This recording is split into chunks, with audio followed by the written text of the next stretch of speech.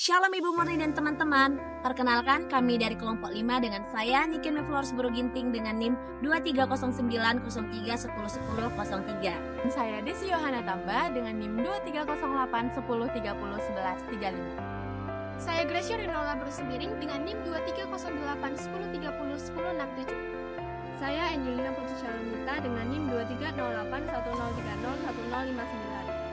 Saya Helena Salonika Burubarus dengan NIM 230810201034. Indonesia adalah surga dunia dengan kekayaan alam, terdiri dari 17.000 pulau, 1.340 suku bangsa, 38 provinsi, dan 6 agama yang diakui. Namun, keadaan plural bangsa ini sering menyebabkan konflik dan krisis di berbagai bidang, salah satunya antar umat beragama. Meskipun sudah ada peraturan dan undang-undang yang tegas mengatur hak warga negara untuk memeluk agama dan beribadah menurut kepercayaan mereka, tetapi sering terjadi konflik antar umat beragama. Kami mengambil salah satu kasus, yaitu pembubaran ibadah GBI Suma Gracia di Padang. Mari kita sama-sama simak kronologi dan akar masalah dari kasus ini.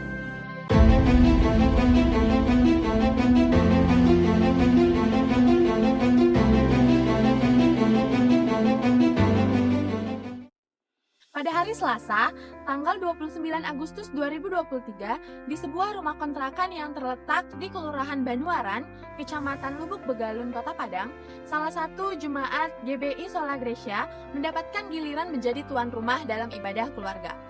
Pada malam itu, sekitar pukul 8, 15 jemaat melangsungkan kebaktian. Mereka berdoa dan bernyanyi. Kemudian pada saat itulah, seorang ibu yang rumahnya berada di belakang rumah kontrakan datang dan memecahkan kaca jendela rumah sehingga pecah. Karena hal itu, ibadah yang sedang berlangsung berhenti dan seluruh jemaat keluar. Ibu tersebut marah dan berteriak serta menanyakan mengapa ibadah itu dilangsungkan di rumah tersebut. Kericuhan yang terjadi di sana mengundang banyak orang datang ke lokasi tersebut. Akar permasalahan dari konflik yang terjadi adalah karena salah satu pemilik rumah kontrakan tersebut mengaku bahwa rumah tersebut merupakan rumah tua atau rumah adat yang dimana tidak dimiliki hanya oleh satu orang saja, tetapi kepunyaannya dimiliki oleh anak dan cucunya.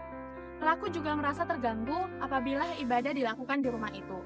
Mereka juga mengatakan bahwa seharusnya konfirmasi kepada seluruh pemilik rumah, kepada RT RW, dan warga setempat apabila akan mengadakan kegiatan oleh agama lain. Namun, menurut jemaat yang tinggal di kontrakan itu, ia sudah mendapatkan izin dari pemilik rumah asli atau orang yang mengontrakkan rumah tersebut kepadanya bahwa ia boleh melaksanakan ibadah di rumah tersebut. Karena ibadah yang dilaksanakan pun bukan ibadah rutin yang dilakukan setiap minggu, namun hanya ibadah keluarga yang akan dilakukan sekali 2 kali. Pada pagi hari tanggal 30 Agustus 2023, jemaat yang menjadi tuan rumah tersebut melaporkan kejadian tersebut ke Polresta Padang dengan harapan kasus tersebut dapat diusut secara hukum atau secara pidana. Para pelaku dipanggil oleh pihak kepolisian, namun pihak polisi melepaskan mereka karena hal tersebut hanya dianggap kesalahpahaman dalam etika bertetangga dan tidak ada sangkut pautnya untuk keagamaan. Akan tetapi, PGI atau Persatuan Gereja-Gereja Indonesia Wilayah Sumatera Barat mengambil langkah damai terkait persoalan itu.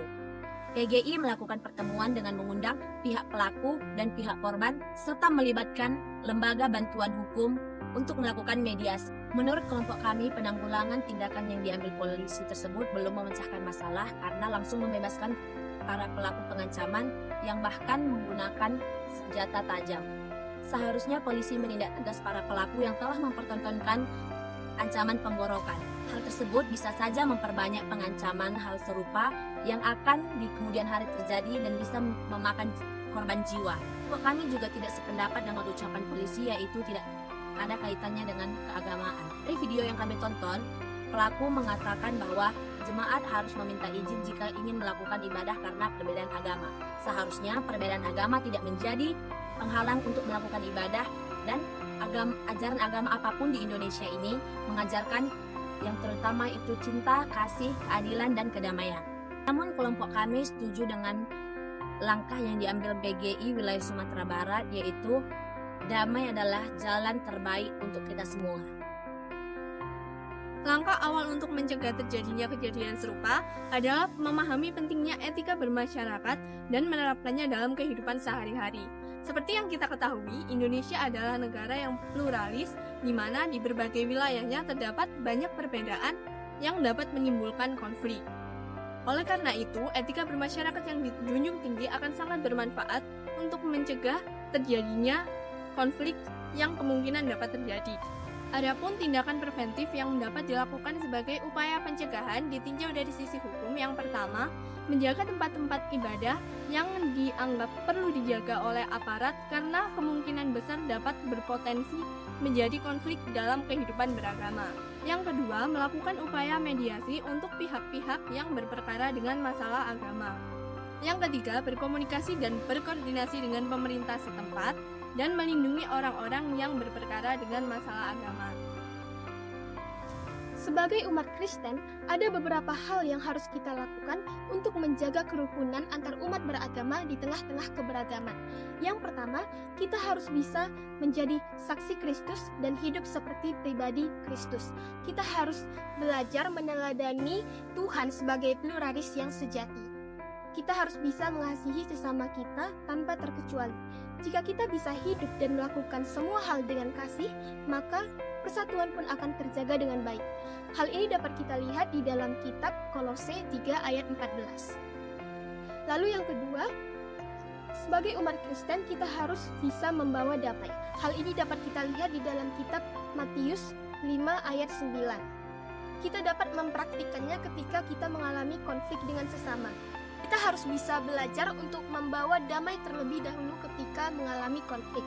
Lalu dapat juga kita lihat di dalam kitab Matius 5 ayat 25, Yesus mengatakan agar kita segera membawa damai dengan lawan kita. Hal ini membentuk hubungan yang baik dengan orang lain. Kerendahan hati, sabar, dan mengampuni adalah kunci utama dalam hal ini. Yang ketiga, sebagai umat Kristen, kita harus bisa menghargai dan menerima serta memperlakukan orang lain dengan adil. Sebagai orang Kristen yang memiliki tugas dan tanggung jawab dalam menjalankan misi yang telah diberikan oleh Tuhan, yaitu amanat agung, dapat dilihat dalam Matius 28 ayat 19-20. Di tengah-tengah keberagaman agama di Indonesia, banyak sekali muncul pro dan kontra ketika kita mencoba memberitakan kebenaran Injil. Untuk itu, langkah awal kita harus mendedahkan diri kepada Tuhan dan meminta pertolongan kepada Roh Kudus untuk mengubahkan pribadi kita menjadi saksi Kristus dan menjadi berkat bagi sesama. Dengan menjadi berkat dan dampak, kita dapat membangun kerukunan dan kedamaian sehingga dapat menciptakan komunikasi yang baik terkait hal-hal penting dalam ajaran agama. Dengan terciptanya kerukunan, itu menjadi intisari dari kabar baik dan perilaku orang-orang yang percaya dalam menjalankan misi untuk membawa jiwa-jiwa datang kepada Dia. Sebagai minoritas dan umat Kristiani di Indonesia, kita harus bisa membina kerukunan dalam umat beragama.